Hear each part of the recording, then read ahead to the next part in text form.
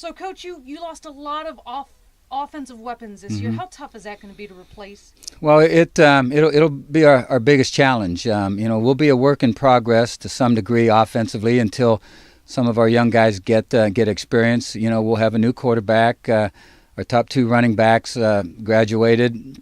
Top three receivers graduated, and so there's a challenge there. And we need to replace some guys up front. We have talent on the offensive side of it, and so that's really good. It's just going to take a little bit of time for that talent to develop and to reach their maximum ability. But defensively, we should be very good. We've got a lot of experience coming back. We'll be deep in all phases of the defensive game.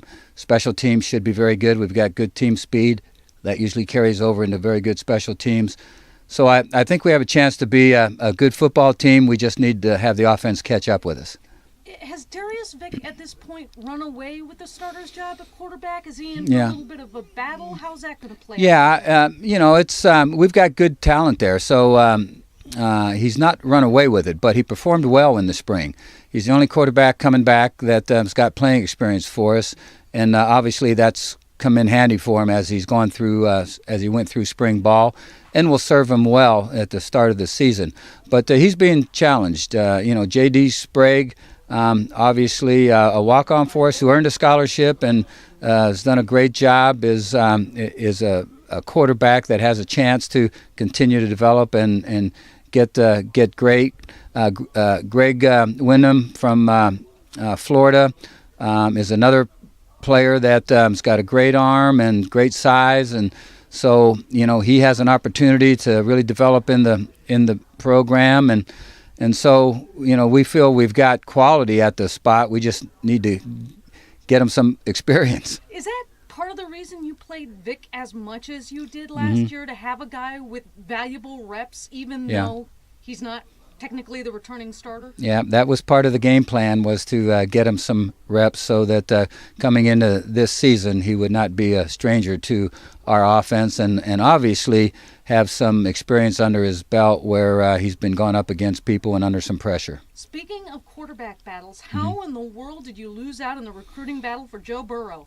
Yeah, well, he had so many choices, and obviously he picked a school that's one of the top 5 programs in the country, in the nation, and so that's understandable for him to want to test the waters there and see how far he can advance in their program and how good he can become for them. And if he was going to stay within the MAC or any conference similar to ours, there's no question he would have come to Ohio. This perfect segue. You talk about him going to one of the top 5 programs in the country.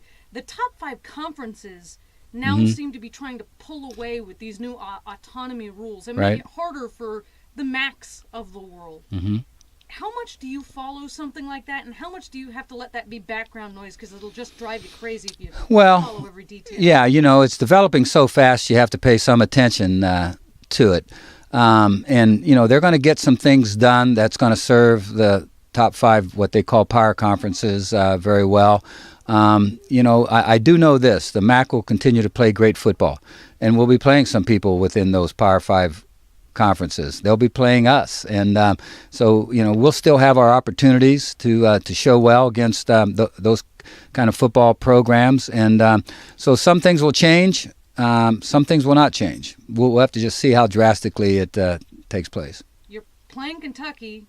Speaking of power conferences, you don't get much more powerful than the SEC. Right. Could you also do us a favor and book us a game against Brady Hoke's squad? Because that would just be delicious for him to play actual Ohio. Yeah, well, that's probably not on the agenda. We would not mind playing them. I mean, obviously we played Ohio State, we played Penn State, we played Illinois, we played Pittsburgh, so we've played a lot of very good football programs, and we're open and willing to play anybody. But they're not on the near agenda that I know of.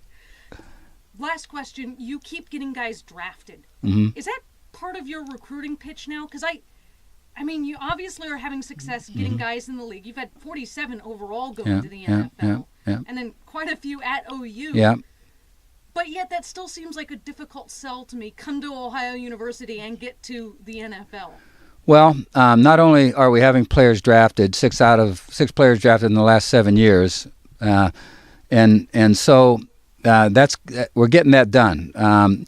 But we're also getting guys signing free agent contracts. We had 5 players that got tryouts and free agent contracts with pro teams this year, above and beyond our draftee, and so we're getting a lot of guys that are getting opportunities in pro ball, and I want that to continue, and there's no reason why it shouldn't.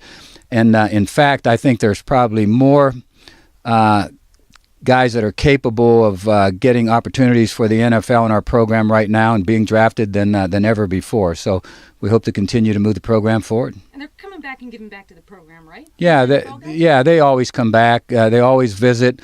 And, it's always great to see them and see the connection. And, what's great is when they play, it was great to see LeVon Brazil in the playoffs score a winning touchdown. When they introduce him at the beginning of the game, says Ohio University when it comes down to what school are you from, So that's always great for our program. I do want to follow up on that real quick about recruiting. Mm-hmm. How do you recruit and have success in recruiting? Because you don't seem to me to be the kind of guy that can cite, like, Drake lyrics or, do the nay-nay or get these, you know what I'm talking about? Like, you're a great coach. You're not what I would call the hippest of coaches, like maybe Saul is. He could probably relate to the kids a little better than someone like you and I. Yeah. So how do you do that? Actually, I relate to players very well. I may not do it in the traditional way, but really, players want to play great football. They want to get their degree and get their education, and I can help them tremendously with that.